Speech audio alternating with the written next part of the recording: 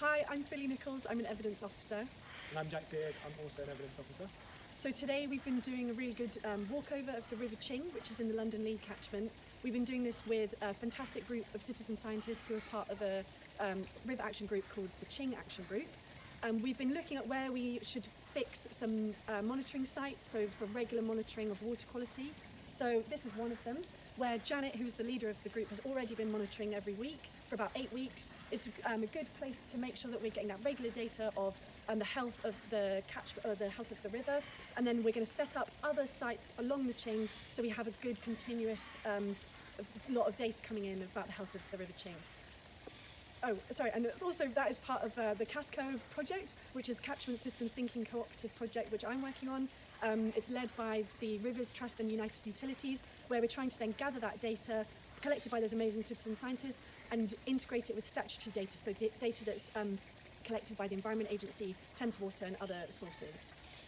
Yeah, so citizen science data is really important because it helps us fill in a lot of the gaps that we maybe have in the statutory monitoring network. So, for example, this water body, we're going to add a number of extra monitoring points where we'll be able to work out the health of the river as it moves down from the upper to the lower catchment that aren't currently monitored. I'm working on a project called Empower Rivers, which is funded by the Lund Trust, and that's going to hopefully help us scale up the number of citizen scientists we can work with and the impacts that we can have through the data that they collect. So there's a number of different ways. There's grants for through the Empower Rivers project. There's grants for either large river restoration projects, or then there's community grants that revolve around river restoration again, or water quality monitoring. So that's what I'm working on. And through that, citizen scientists can apply for extra kit. So we've got these lovely bits like Hannah checkers, which are phosphate and ammonia, so they'll test those concentrations, which you get in phosphates in detergents, and then ammonia is often in raw sewage, so urine and feces.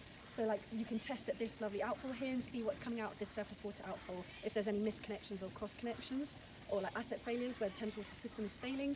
We also measure physical parameters, so this is temperature, conductivity, total dissolved solids. You can also get a fancy bit of equipment as well, which will put pH in there.